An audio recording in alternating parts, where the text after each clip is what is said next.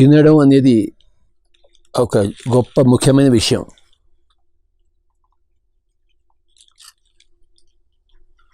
నోట్లోకి ఏది వెళ్తుందో అదే శరీరాన్ని నిర్మాణం చేస్తుంది.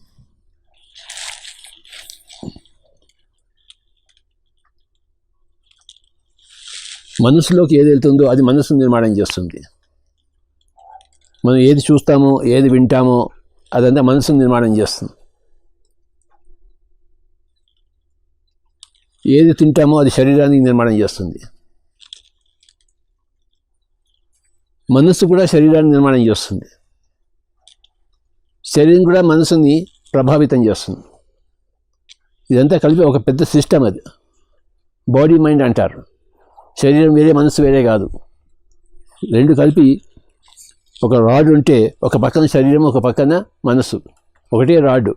ఇటు పక్కన శరీరం అంటాం, అటు పక్కన మనసు అంటాం. శరీరం మనస్సుని ప్రభావితం చేస్తుంది, మనసు శరీరం ప్రభావితం చేస్తుంది. సో కనుక నోట్లో ఏది పెట్టాలో అది చాలా జాగ్రత్తగా మనం ఆలోచించాలి. అలాగే మనసులో ఏం పెట్టాలో అది కూడా ఆలోచించాలి. అలాగే బుద్ధిలో ఏం పెట్టాలో, ఏ పుస్తకాలు చదువుతామో అదే మన బుద్ధిలో ఉంటుంది. మనం ఏ దృశ్యాలు చూస్తామో ఏది వింటామో అదే మనసులో ఉంటుంది. ఏది తింటామో అది శరీరంలో ఉంటుంది. ఇవన్నీ కలిపి ఈ బాడీ మైండ్ని తయారు చేస్తాయి. శరీరానికి వస్తే నోట్లో ఏం పెట్టాలి? మాంసాహారము పెట్టరాదు. జంతువులను చంపి ఆ యొక్క శవాలను కడుపులో పెట్టుకోరాదు. 3 సామ్రాజ్యాలు ఉన్నాయి. జంతు సామ్రాజ్యము, పక్షి సామ్రాజ్యము, మత్స్య సామ్రాజ్యం. ఈ 3 మానవుడి సామ్రాజ్యానికి ఫుడ్ కాదు, భోజనం కాదు. చక్కటి ఫలాలు, ఆకులు, అలములు వండుకొని చక్కగా తినాలి. లేదా వండుకోకుండా తినచ్చు. వండుకొని తినచ్చు, వండకుండా తినచ్చు. కానీ వృక్ష జాల నుంచి వచ్చినవే తినాలి. జంతు జాల నుంచి వచ్చినట్టు కాదు. జంతువు, పక్షి, మత్స్యము నో. అలాగే ఎగ్ అంటే గుడ్డు పనికిరాదు. అందరూ తింటున్నారు అని మనం తినడం కాదు. ఏది తినాలో తెలుసుకున్నా తినాలి. అందరూ గుడ్డెద్దు చేలో పడ్డట్టు పడుతున్నారు. మనం కూడా గుడ్డెద్దులా ఉండి మనం కూడా అదే చేలో పడడం కాదు. గుడ్డి ఎద్దు చేలో పడితే అవుతుంది, ఆ చేలు సర్వనాశనం అవుతుంది. ఆ గుడ్డి ఎద్దు కూడా దెబ్బతింటుంది, ఆ ముళ్ళన్నీ గుచ్చుకుంటాయి. ఆ గుడ్డి ఎద్దుకి ముళ్ళు గుచ్చుకుంటాయి, ఆ చేలు కూడా సర్వనాశనం అవుతుంది. మనిషి గుడ్డెద్దులా తింటున్నాడు, తాను చెడిపోతున్నాడు, అందరినీ చెడిపో చేస్తున్నాడు. ఆ కోడిని మేకనికి వస్తే దానికి చెడిపోయింది, ఆ శవాన్ని నువ్వు తింటే నీకు చెడిపోయింది. అంటే లోకాన్ని చెడిపి చేస్తున్నాడు, నువ్వు చెడిపి చేసుకుంటున్నావు. గుడ్డెద్దు చెడబెట్టాడు. ఈ ఎద్దు తన గుడ్డితనం పోగొట్టుకోవాలి. ఏది తినాలో తెలుసుకోవాలి, అదే తినాలి. ఏది తినకూడదు తెలిసినా అది తినకూడదు. ఏది తినకూడదో దాన్ని తింటూ ఏది తినాలో అది తినకుండా ఉంటే జీవితం అంతా అనర్థాల పాలు, సర్వనాశనం, రోగాల పాలు. తొందరగా మృత్యు దేవతలోకి ఆహుతి అవుతాం. ఏం తినాలో తెలుసుకోవాలి.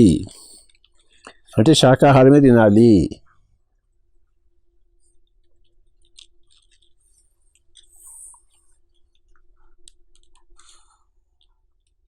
బాగా వంట చేసుకుని తినాలి, లేకపోతే శుద్ధంగా అలానే తినచ్చు. పళ్ళు బాగా తినాలి. దాన్ని ఇంగ్లీష్లో ఫ్రూటేరియన్ అంటారు. ఫలాహారి, శాకాహారి, మరి అందులో ఫలాహారి. చక్కగా రుచికరంగా భోజనం చేసుకోవాలి.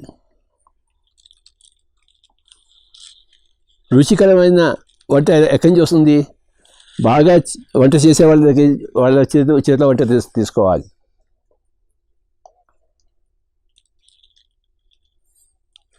ఫర్ ఎగ్జాంపుల్, మా అమ్మగారు బెస్ట్గా వంట చేసేది. ఆవిడ చేతితో భోజనం చేస్తే ఇంకెక్కడ భోజనం చేయ బుద్ధి కాదు నాకు, ఎందుకంటే అంత బాగుండేది. అంత రుచి ఉందన్నమాట అందులో.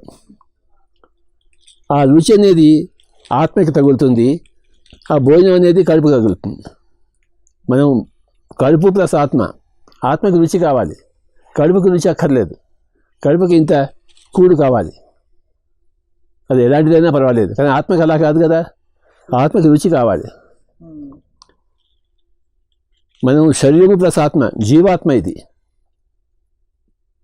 కనుక ఆ రుచికరమైన భోజనం కావాలి, అప్పుడు ఆత్మ సంతృప్తి చెందుతుంది.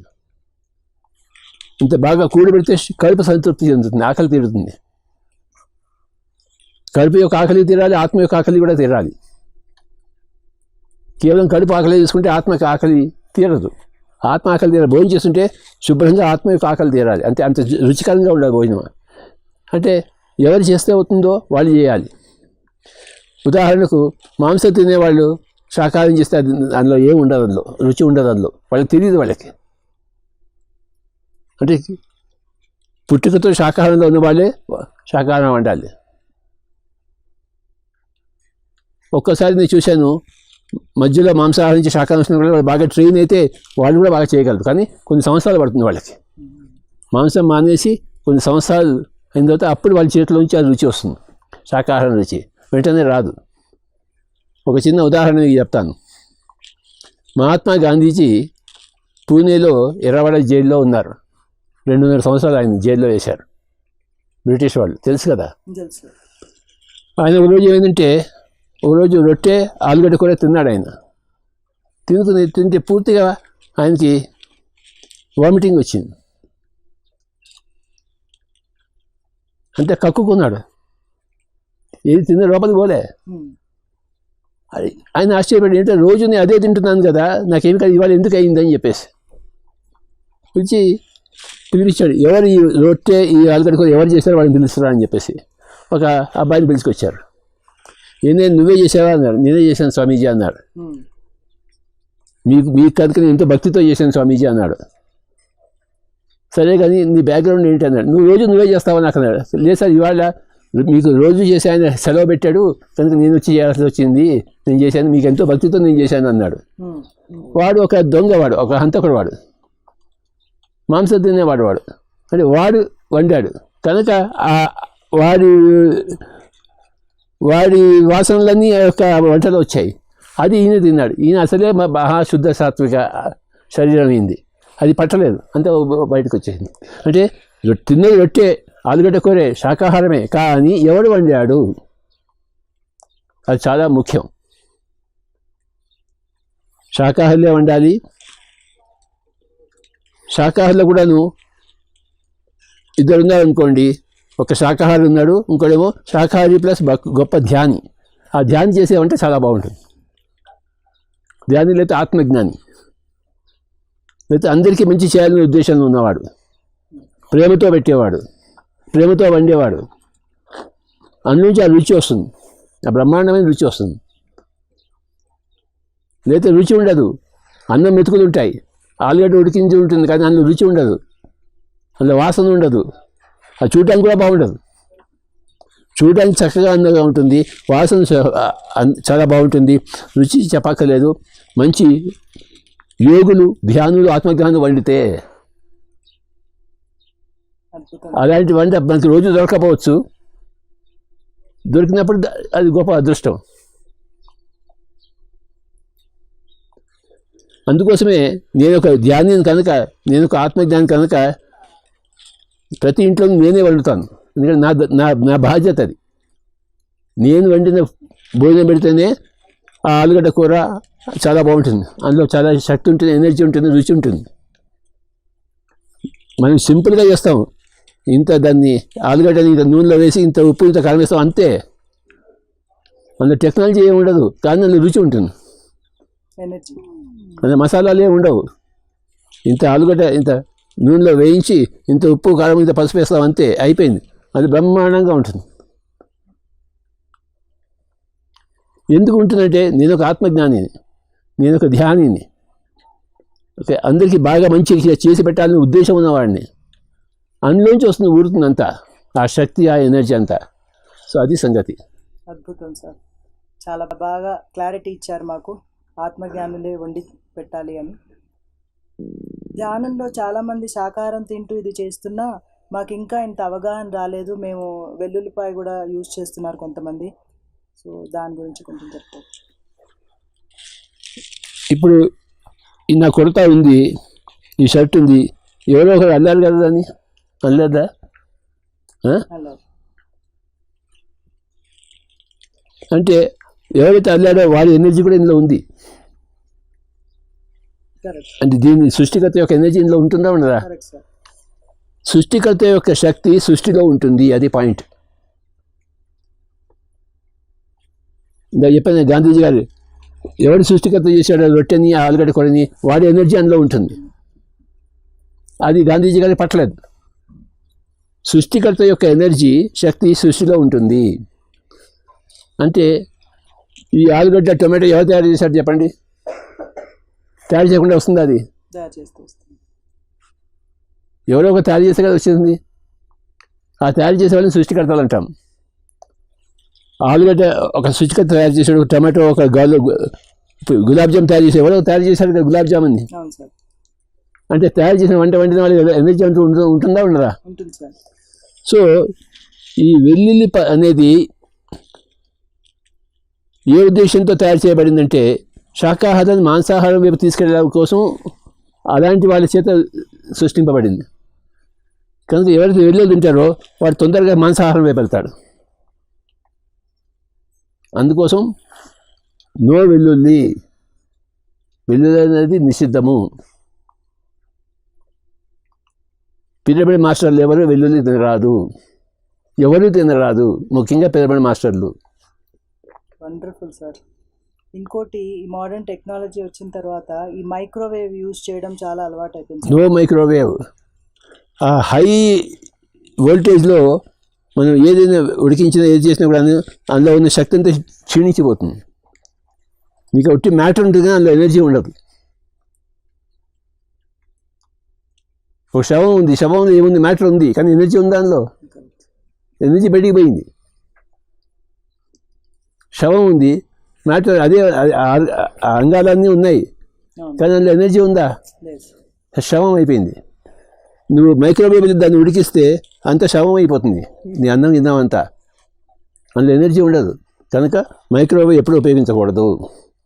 అలాగే నేను అమెరికాలో చూశాను, ఒక రోజు ఫ్రిడ్జ్ నుంచి సాంబార్ తీసి వచ్చారు.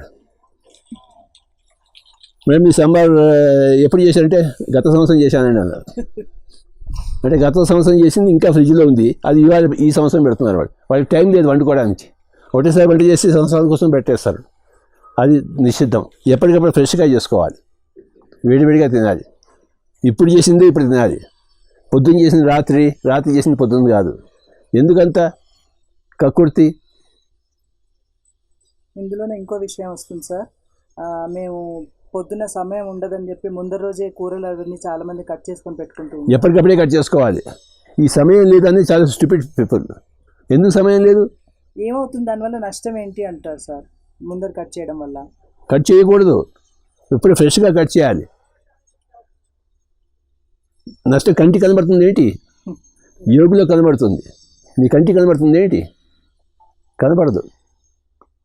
చనిపోయిన వాళ్ళకి నీ కంటి కనబడతారా, యోగులు కనబడతారా? ఎవరే కనబడతారు. అలాగే ఏం చేయాలో ఏం చేయకూడదో యోగులకే తెలుస్తుంది. యోగులు కాని వాళ్ళకి ఏం తెలియదు. మా నాన్నగారు చేశాను నేను చేస్తున్నాను, మా అమ్మగారు చేశాను నేను చేస్తున్నాను అంటే అలానే ఉంటుంది. కానీ పబ్లిక్ అంతా చేసింది చేశాను అంతేగాని వాళ్ళకి సత్యం తెలియదు. ప్రతిదీ సత్యం తెలుసుకుని చేయాలి. అందుకని అందరూ చేస్తున్నారు మనం చేయడం కాదు. నేను చిన్న పని చేయాలి పెరిగాను కనుక అలా నేను చేస్తానని కాదు, సత్యం తెలుసుకుని చేయాలి. నువ్వు వంట చేస్తున్నావంటే దానికి సరిగ్గా 10 నిమిషాలు 15 నిమిషాల ముందు కూరలు తరుక్కోవాలి, వెంటనే వేసుకోవాలి. తరిగి అలా ఉంచుకోకూడదు. ఇంకోటి, కొంతమంది కుక్క గొడుగుని తింటారు. అదేంటది? మష్రూమ్. అది తినకూడదు. అందుకని అందులో ఫోటోసింథసిస్ ఉండదు, అందులో ఎనర్జీ ఉండదు. పచ్చదనం ఉంటేనే అది సూర్యరశ్మి గ్రహించి అది ఫుడ్ తయారు చేస్తుంది. మష్రూమ్ అనేది అది ప్లాంట్ కాదు, అది fungus. It's not a plant. So mushroom తినకూడదు, వెల్లుల్లి తినకూడదు, మైక్రోవేవ్లో వండకూడదు, నిన్న చేసిన సాంబార్ ఇవాళ తినకూడదు. ఫ్రెష్గా వేసుకొని వేడివేడిగా తీసుకోవాలి. ఆత్మజ్ఞానమే వండాలి. ఆత్మజ్ఞానంలే వీలైనంత వరకు వండాలి. ఈ విధి లేకపోతే ఎవరు వండినా తింటాం, అది వేరే మాట. కానీ విధి ఉన్నప్పుడు, చాయిస్ ఉన్నప్పుడు ప్రతి ఒక్కరు వంట నేర్చుకోవాలి. ప్రతి ఒక్కరు డ్రైవింగ్ నేర్చుకోవాలా వద్దా? Yes sir. మన దగ్గర వెహికల్ మన డ్రైవింగ్ రాదనుకో, ఎవరి కోసం వెయిట్ చేయాల్సి వస్తుంది. ఇందుకు మనం డ్రైవింగ్ నేర్చుకోవాలి. అలాగే ఎవరి కోసం మనం వంట నేర్చుకోవాలి. మనం ప్రతి ఒక్కరు వంట నేర్చుకోవాలి, ప్రతి ఒక్కరు డ్రైవింగ్ నేర్చుకోవాలి, ప్రతి ఒక్కరు కంప్యూటర్ నేర్చుకోవాలి. ఇవన్నీ కంపల్సరీ. ప్రతి ఒక్కళ్ళు అన్నీ నేర్చుకోవాలి. బేసిక్ థింగ్స్ అన్నీ నేర్చుకోవాలి. తెలుగువాడు మరాఠీ నేర్చుకోకర్లేదు, మరాఠీ వాడు తెలుగు నేర్చుకోకర్లేదు, కానీ ప్రతి ఒక్కరు వంట చేయడం నేర్చుకోవాలి, ప్రతి ఒక్కరు డ్రైవింగ్ నేర్చుకోవాలి. ఇవి కంపల్సరీ అందరికీ. Wonderful sir. ఇంకా మాకు వచ్చే డౌట్, తర్వాత తినేటప్పుడు కూడాను మొత్తం అంత కొంతమంది అన్నం ఇలా కలుపుతాయి, కంచి అంతా బయటకు వస్తుంటుంది. ఈ వేడి చివరితో తినాలి. నువ్వు స్పూన్తో తినే కన్నా నువ్వు చేతితో తింటేనే ఎనర్జీ ఎక్కువ వస్తుంది. స్పూన్ ఫోర్క్ పెట్టుకుని తినడం కాదు, నీ వేళ్ళతో తినాలి. ఎందుకంటే నీ చేతిలో ఎంత ఎనర్జీ ఉంటుంది, ఆ ఎనర్జీ అందులో వెళ్తుంది, అది తింటావు. మరి నువ్వు శుభ్రంగా నీట్గా తినాలి. కంటెంట్లో ఇది మిగలకూడదు. ఎంత కావాలో అంతే వేయించుకోవాలి, వేస్ట్ చేయకూడదు. ఒక్క మెత్తు కూడా కింద పడకూడదు. కొంతమంది ఏం చేస్తుంటారంటే ఆ సాంబార్ వేస్తున్నప్పుడు ఇలా సాంబార్ వేస్తారు, దారిలో అంతా చుక్కలన్నీ పడుతుంటాయి. నాకు మాతిక్క కోపం వస్తుంది. నాకు వెంటనే వాడిని పీస్తే కదా అనిపిస్తుంది.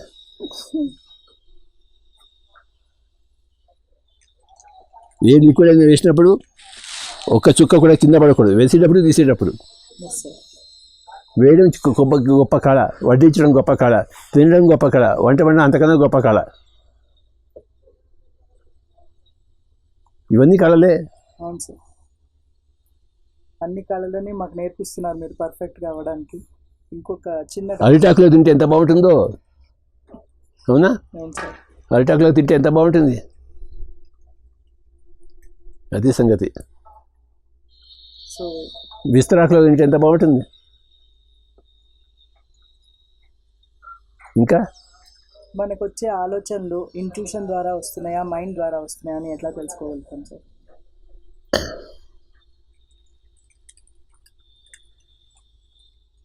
మనకు వచ్చే ఆలోచనలు కొన్ని, మనం పుట్టించే ఆలోచనలు కొన్ని. మనసు అనేది రిసీవ్ చేసుకుంటుంది, దాన్ని క్రియేట్ కూడా చేస్తుంటుంది.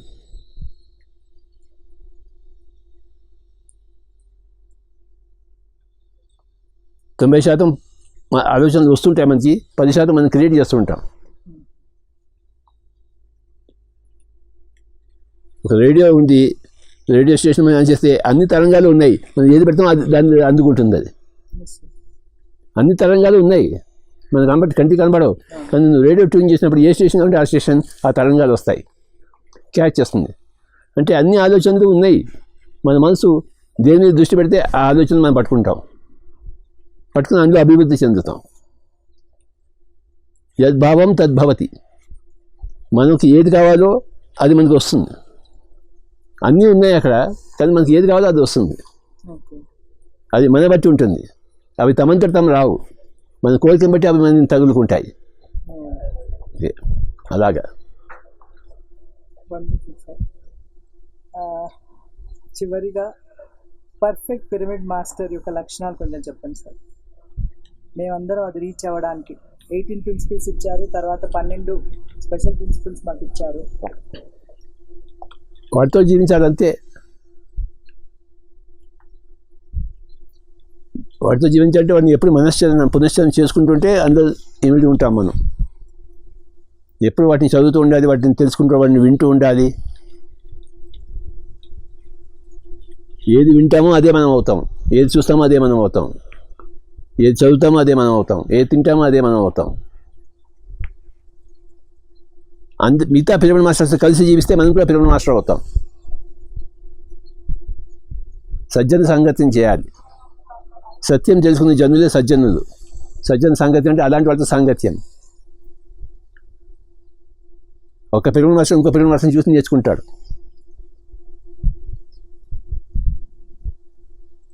ఎలా ఉండాలి అంటే ఎప్పుడు వినమ్రంగా ఉండాలి, ఎప్పుడు నేర్చుకుంటూ ఉండాలి, ఎప్పుడు సేవాభావంతో ఉండాలి, ఎప్పుడు సమయాన్ని ఉపయోగించుకుంటూ ఉండాలి, ఎప్పుడు పరిశుభ్రంగా ఉండాలి.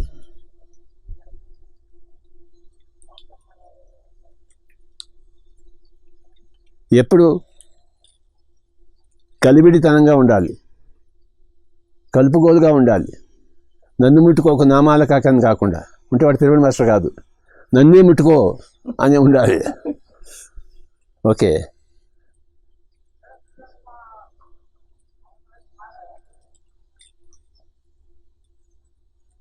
అదే సంగతి. కలిసి పనిచేయాలి. కలిసి ఉంటే కలదు సుఖం. ఆ కలిసి ఉండే కళే ఒక పిరమిడ్ మాస్టర్ యొక్క కళ. చిన్నపిల్లల్లో చిన్నపిల్లాడుగా ఉండాలి, పెద్దవాడిలో పెద్దవాడుగా ఉండాలి, యువకుల్లో యువకుడుగా ఉండాలి, పండితుల్లో పండితుడిగా ఉండాలి, యోగుల్లో యోగిగా ఉండాలి. కలిసిపోవాలి.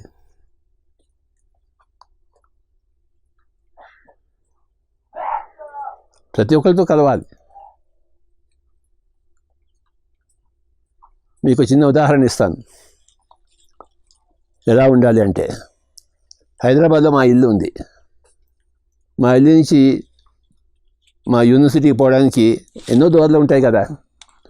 ఒక దారిలో ఏమిటంటే అక్కడంతా ఈ జంతువులను చంపేది ఉంది. అక్కడంతా మేకలను చంపి మాంసాన్ని అమ్ముతూ ఉంటారు. ఆ రోడ్డు ఒకటి ఉంది, మిగతా రోడ్లు కూడా ఉన్నాయి. ఆ రోడ్డు దగ్గర రోడ్డు, కానీ అది క్రాస్ చేయాలంటే నాకు చాలా కష్టంగా ఉండేది. ఆ వైబ్రేషన్స్ అంతా కొద్ది రోజులు దాన్ని అవాయిడ్ చేశాను, వేరే రోడ్ల నుంచి వెళ్ళాను. తర్వాత నాకు అనిపించింది ఆ జంతువులను చంపబడుతున్నాయి, వాటి ఎఫెక్ట్ నా మీద పడుతున్నామని నేను బాధపడ్డాను. కానీ నేను అటు నుంచి వెళ్తే నా వల్ల అవి వాటికి శాంతిని పొందుతాయని అందుకని అటు నుంచి పోవడం మొదలుపెట్టాను. వాటి చచ్చిపోయే ముందు అయినా నా వల్ల కొంత శాంతిని పొందుతాయి అవి, అందుకని అటు నుంచి వెళ్ళడం మొదలుపెట్టాను. అంటే నేను వాళ్ళ గురించి ఆలోచించాను, నా గురించి ఆలోచించలేదు. అంతకుముందు నా గురించి ఆలోచించాను, ఇప్పుడు వాళ్ళ గురించి ఆలోచించి అటు నుంచి వెళ్ళడం మొదలుపెట్టాను. అవి ఎలా చచ్చిపోతున్నాయి, కానీ చచ్చిపోయేటప్పుడు కొంత శాంతితో నా ఎనర్జీతో అవి చచ్చిపోతాయి. పక్క వాళ్ళ గురించి ఆలోచించడమే పిరమిడ్ మాస్టర్ యొక్క పని. అంటే ఫస్ట్ నేను అది ఇష్టం లేక నేను వేరే రోజు వెళ్ళాను, తర్వాత ఆలోచించి అటు నుంచి వెళ్ళాను. ఎందుకంటే నా శక్తి వాటికి అందుగాక అని చెప్పేసి.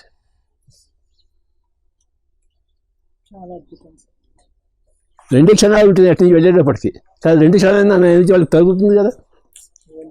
ఆ చల్లగాలి వీస్తుంది కదా, వేడి గాలి ఉంది, కాస్త చల్లగాలి దొరికితే ఎంత బాగుంటుంది వాటికి, అవునా కదా. ఈ లడాఖ్లో ఇంత చల్లల్లో మనకి కాస్త ఎండ తగిలితే ఎంత బాగుంటుంది మనకి. ఎండ ఎప్పుడు వస్తుందా అని చూస్తాం కదా, మళ్ళీ మేఘం అయితే మళ్ళీ చల్లగా అయిపోతుంది కదా. అవి చచ్చిపోతున్నాయి, కాస్త నా యొక్క శక్తి వాటికి అందుతుంది కదా. అది సంగతి, అది పిరమిడ్ మాస్టర్ అంటే. వండర్ఫుల్ సార్, అద్భుతం సార్. ఇవే పాటిస్తూ ఉంటామని ప్రయత్నిస్తాము తప్పకుండా. చివరిగా సార్, ప్రతి ఒక్క పిరమిడ్ మాస్టర్ అనుకుంటారు వాళ్ళు చాలా స్పెషల్ మీకు అని, మీరు అలాగే వాళ్ళతో ప్రవర్తిస్తూ ఉంటారు. ఎవ్రీబడి ఈ స్పెషల్, అది కరెక్ట్. అది వాళ్ళు అనుకోవడం కరెక్ట్. అది ఎందుకంటే everybody is special for me, you are very very special for me. Thank you very మీ చేతి వంట తినడం నాకు మహాభాగ్యం. అసలు ఢిల్లీకి వచ్చేది మీ చేతి వంట తినడం కోసం. మీకు శతకోటి నమస్కారాలు. నా జన్మ ధన్యవాదాలు sir. Thank you very much.